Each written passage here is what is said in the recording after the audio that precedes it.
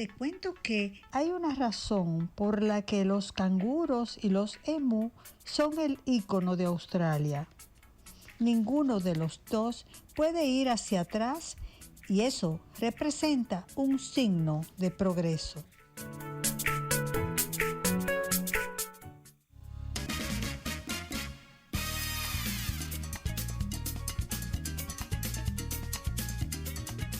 Bueno, estamos aquí de nuevo con ustedes, pues felices de recibir a Carlos Eduardo Pérez Torrealba, quien es psicólogo clínico, y vamos a estar conversando con él acerca de las conductas disruptivas y vamos a ver cómo vamos a poder lidiar con eso. Carlos Eduardo está en Multisectorial RD, también es parte del equipo, su mamá es colaboradora de Hora de Té.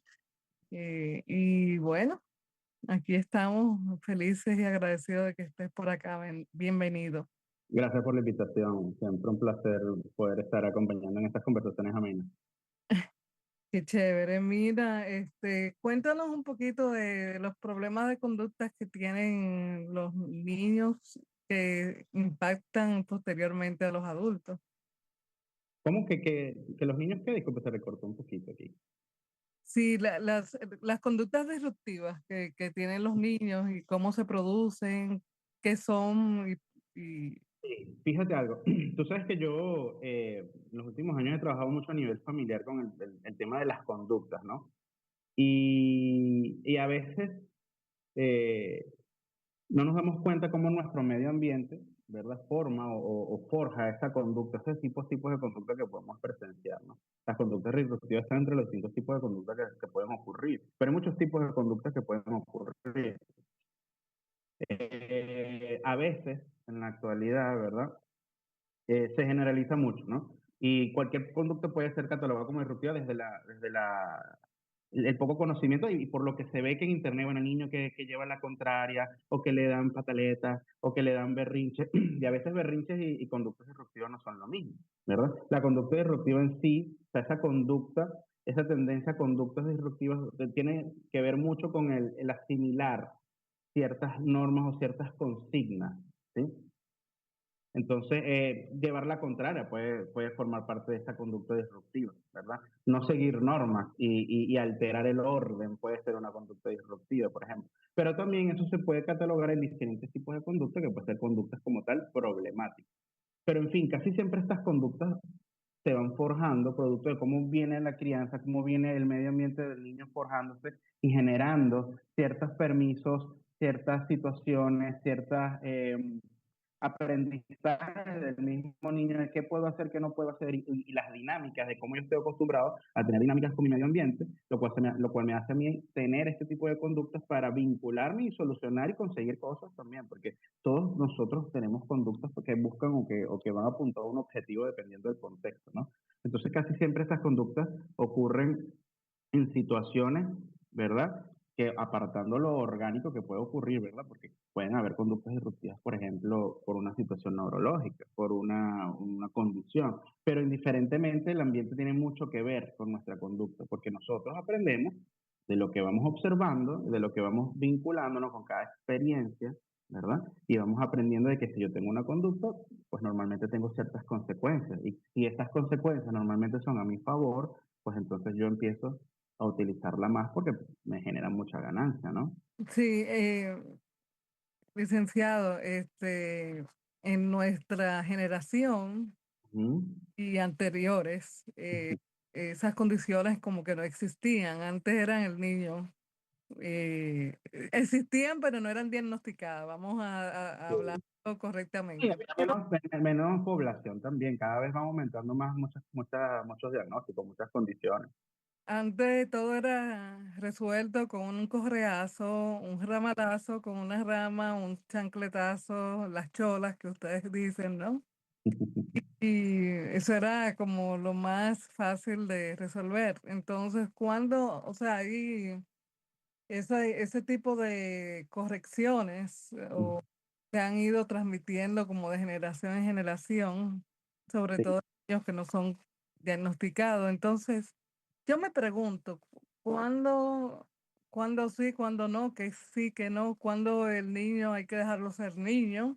Esta es una excelente pregunta, porque fíjate tú que a veces los conceptos que tenemos por comparación del pasado nos hace a nosotros de repente flexibilizar. Entonces, nos vamos de un polo a otro, ¿no? Ahí, yo tengo un taller de conducta, ¿no? Que se llama Gestionando la Conducta de mis hijos, que yo lo creé ese taller como basándome en mi proceso terapéutico de modificación de conducta, ¿verdad? Entonces, yo trabajo con los papás diferentes cosas, ¿no? Y entre esas es el establecimiento de normas. Antes, las normas existían y a veces eran demasiado rígidas, ¿verdad que sí? Más bien eran tan rígidas que había muy poca comunicación. Entonces yo en este taller le explico a los padres, ¿no? Eh, el saber graficar la familia, poder identificar cómo está el funcionamiento de mi familia, ¿verdad? Entonces yo utilizo parte del enfoque sistémico, de psicología sistémica, para poder explicar esto, pero poder unirlo junto con el enfoque conductual para que una y otra cosa se complementen, ¿no? Entonces, por ejemplo, el sistema familiar yo lo coloco como si fuese una fracción, ¿verdad? Entonces, familia igual A, ¿verdad? Y en esa fracción, la línea divisora se va a llamar límites, ¿no? Entonces, estos límites pueden ser rígidos, difusos o claros, ¿verdad? Entonces a veces pasamos de esta comparación, como dices tú antes, los niños no tenían casi estas conductas y no, claro, no habían tantas condiciones, no habían tantos diagnósticos, sin embargo, también antes había un polo extremo que eran esos límites rígidos, eran unas normas muy fuertes donde no se hablaba en la mesa, por dar un ejemplo, o cuando papá llegaba del trabajo había que estar tranquilito y no jugar porque entonces él se ponía bravo y entonces él tomaba la siesta después al mediodía, después de almorzar, nadie podía jugar y si lo despertábamos entonces nos daban una pela, ¿verdad? Cosas que van como muy al extremo y que te hablan de rigidez.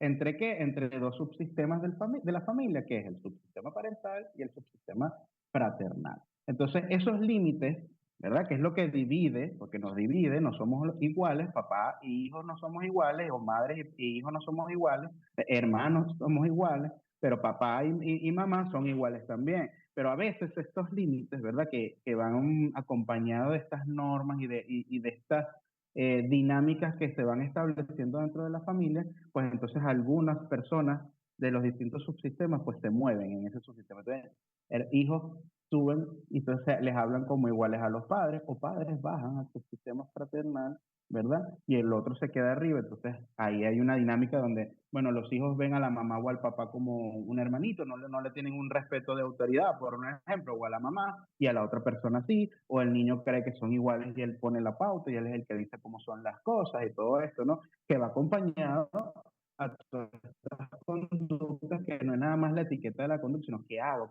con el contexto. ¿Por qué? Porque lo que vengo diciendo al principio, modifico ambiente, modifico conducta. Y el medio ambiente también es el subsistema familiar. Entonces, a veces entender, primero, cuál es el rol de cada uno de nosotros dentro de la familia. Si estamos cumpliendo los roles que corresponden, ¿verdad? O si nos estamos saltando de estos roles a otras áreas de la familia que no deberíamos estar, ¿verdad?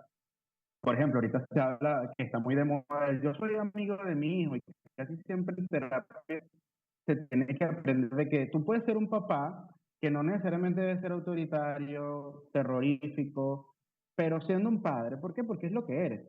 Tú puedes ser amigable, pero eres papá. Amigo es otro rol, ¿sí? Entonces, entender los roles y no salir de los roles nos genera a nosotros una congruencia que nos hace entendernos y nos hace vincularnos de una manera que podamos tener una respuesta adecuada de crianza, de conducta, de mil cosas, ¿verdad? Y a veces entonces los padres se quedan impresionados con este ejemplo de lo que son los subsistemas, porque tú dices, cónchale, claro, o sea, mi hijo tiene problemas de conducta, no sigue normas, pero yo le permito que él ponga siempre la última decisión de las cosas, porque evito ciertas conductas. Entonces a veces no nos damos cuenta que los niños nos modifican la conducta a nosotros y no somos nosotros los que estamos justamente criando, ¿no? Y que es bueno empaparse, que es bueno aprender, precisamente por eso. ¿Y cuál sería la consecuencia? Porque eso se está dando muy frecuentemente, porque lo he visto entre bueno, generaciones de mis hijos que ponen a sus hijos a tomar decisiones. O sea, en, Claro. en nuestros tiempos nosotros le decíamos lo que había que hacer, o sea, éramos los guías, esto va así, aquí, pero yo he visto mucho, ok, ¿qué quieres hacer? ¿Qué quieres comer? Como si fuera la carta. ¿Qué Bueno, quieres? porque no es lo mismo que tú quieras formar la independencia y el autoconcepto del niño, y que está bien, tú puedes reforzar eso, eso está maravilloso. Ahora, no es lo mismo decir, dime tú qué quieres que yo te cocine y yo te cocino, a tú darle las opciones de, mira, puedo dar esto, te puedo dar esto, te puedo dar esto, ¿qué quieres? ¿Verdad? De las opciones que yo te estoy dando. Fíjate que hay una gran diferencia allí, ¿verdad? Y Sí, sin autoritarismo, sin ser una persona cruel o rígida, pero manteniendo un rol. Bueno, mira, vamos a cenar, puedes cenar, no sé, vamos a dar un ejemplo, un sándwich, puedes cenar fruta, si quieres fruta, puedes cenar otra vez lo que almorzamos, por dar un ejemplo, mm, ¿verdad?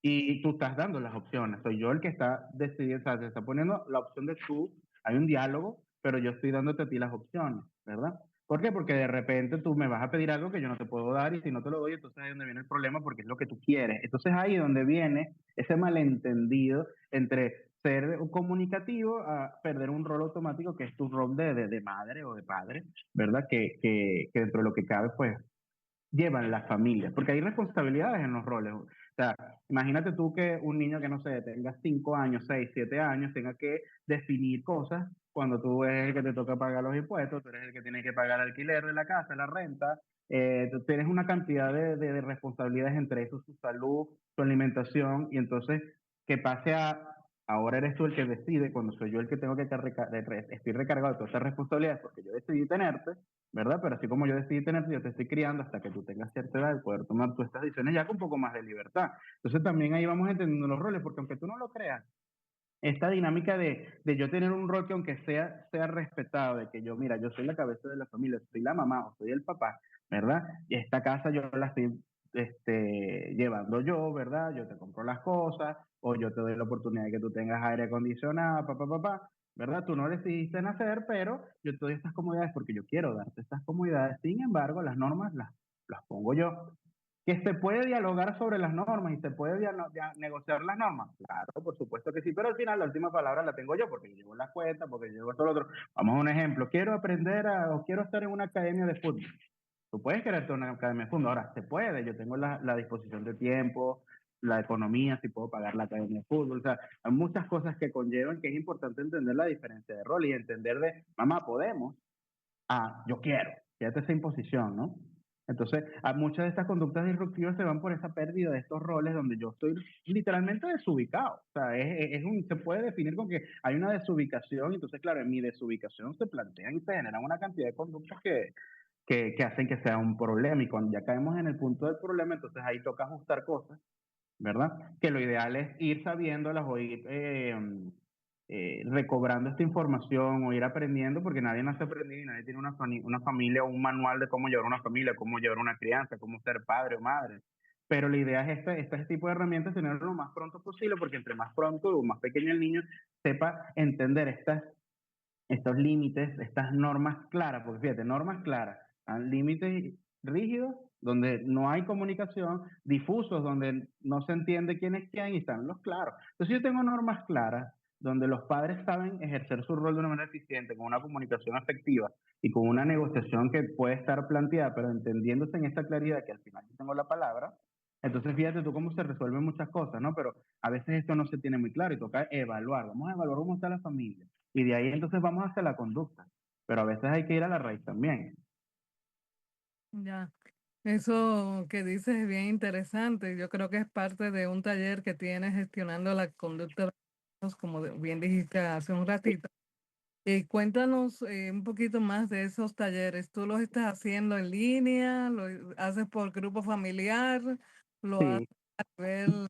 yo eh, tengo los dos formatos y bueno, hay momentos donde ciertas fechas las hago online, ¿verdad? No lo hago constantemente. Por ejemplo, online no lo he vuelto a hacer desde diciembre del año pasado, ¿verdad? Sin embargo, lo he hecho de manera presencial en distintas ciudades de aquí de República Dominicana. Por ejemplo, lo he hecho en La Vega, lo he hecho en Bonao. eh, Ahí lo hicimos presencial. Ahí yo estaba en eso justamente haciendo método Tomatis. En esas ciudades estaba aplicando el método Tomatis, que yo creo que ya tú lo has hablado con nosotros a nivel de multisensorial, que es una de las terapias que nosotros aplicamos.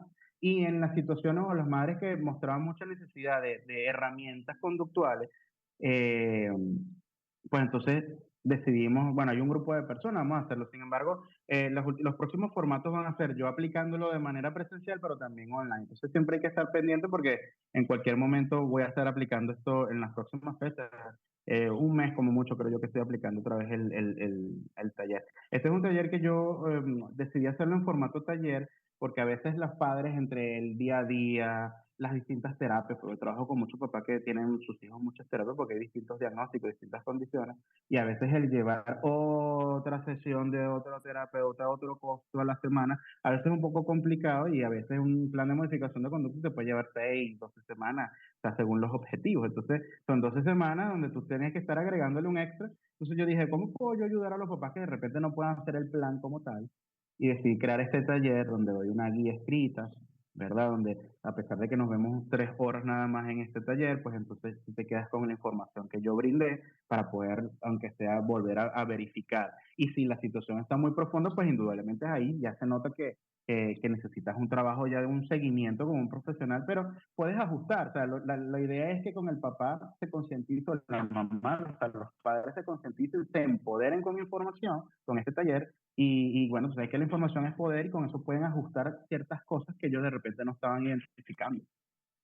Ya, cuando no se toma una actitud correcta en la educación de los niños, y hablemos un poquito de las consecuencias, porque yo creo que esa ausencia de régimen de consecuencia que debemos tener y de disciplina con los hijos, cuando nos falta, pues tenemos, ¿cómo son los adultos consecuencia de esa crianza?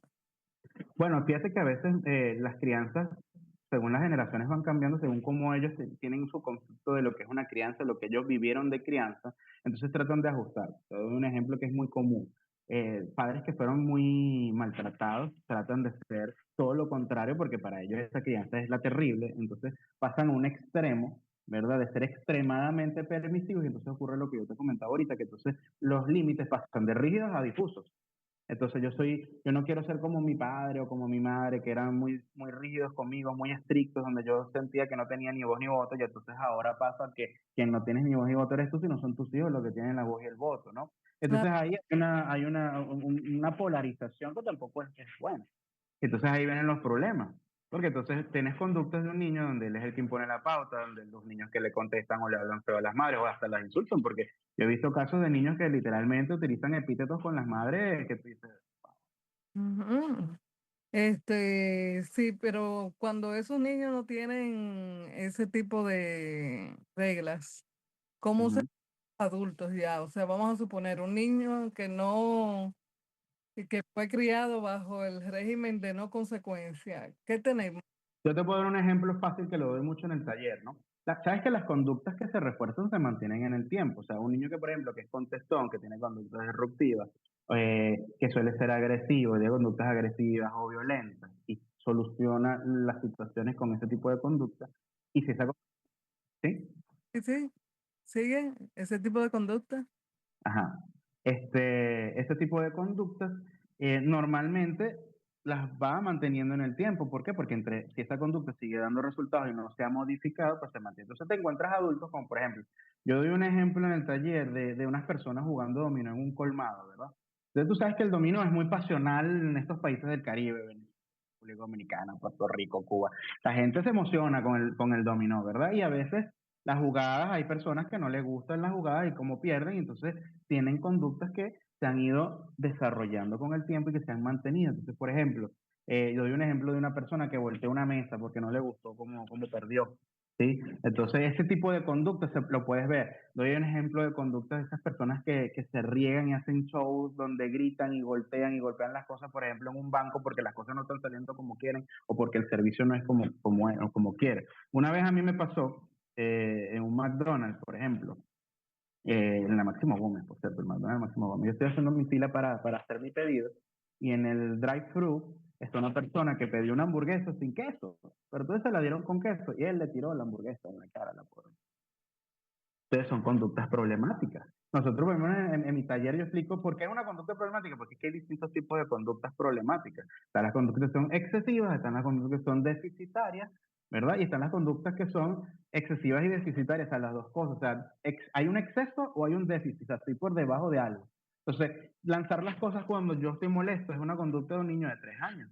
Estoy molesto y no tengo control de mis emociones, no tengo, la emoción está por encima de la razón, ¿verdad? No logro razonar mi emoción, que estoy molesto porque no me dieron una hamburguesa con queso y yo la pedí sin queso, entonces no tengo autocontrol de mi conducta, de mis actos. Entonces yo, wow, me enfurezco y hago lo que sea como si tuviese un niño de 3 años, pero el niño de 3 años no tiene las herramientas, no tiene ese proceso cognitivo, no tiene ese desarrollo cognitivo, ¿verdad? Para poder no controlar, y por eso uno enseña. Pero entonces, ¿qué pasa? Que si aprendemos de que esta conducta es la que funciona, yo voy creciendo y a pesar de que me voy desarrollando cognitivamente, a pesar de que yo, en cuanto a lo que es el desarrollo cognitivo, debería estar en un nivel donde la razón esté por encima de las otras cosas, porque ya estoy ya eso se llama operaciones formales. Los adultos tenemos un nivel de raciocinio según, teóricamente, pero entonces esta persona esta conducta la arrastró, ¿ves? Entonces resuelve las cosas de esta manera, golpea, dispara, por ejemplo, ¿ves? Saca Eso un machete. es bien interesante. Yo sé que hay muchos amables televidentes que son amables y que están criando niños que no lo son tanto. Y Mm. que tú nos dieras tus teléfonos y cómo localizarte para participar en esos talleres y para que quizás puedas tener algún acompañamiento Bueno, de a nivel de redes sociales, pues yo me manejo a través de Multisensorial, mis servicios de, um, de acompañamiento, ya sea con método Tomati o a nivel de asesoramiento de triaje, cómo está el papá a nivel del abordaje del autismo, qué nos falta por remitir o no, si hay áreas de distintas cosas que no se han estado abordando, nada más las terapias, por ejemplo, sino a nivel de abordaje de terapia, biomédicos, qué estás cubriendo y qué no estás cubriendo para yo explicar. Y lo otro es ese asesoramiento conductual, ¿verdad? Y eso lo pueden hacer a través del contacto de @multisensorialrd. Y bueno, yo tengo un número ya específico como psicólogo, pero este número es de Venezuela, porque lo inicié hace mucho tiempo y entonces ya quedó ahí. No, por no perder pacientes de Estados Unidos, mantengo el mismo número. Es más 58 412 980 2440. más. ¿Me lo puedes repetir? 58 más 58 412 980 2440. Bueno, pues ya está dicho y por alguna razón pues no pudo anotarlo, pues se comunican con nosotros y con mucho gusto le damos la información. Gracias por haber estado con nosotros y esperamos contar en otra oportunidad contigo, que nos has edificado. Yo creo que este programa ha sido muy útil a la comunidad. Gracias por estar con nosotros y por lo que está dando a nuestro país. Gracias a ustedes por la invitación. Estamos a la orden cualquier cosa. Gracias, gracias, gracias. Bendiciones y ustedes, señores, amigos de Hora de Té, manténganse ahí que todavía hay más en el programa.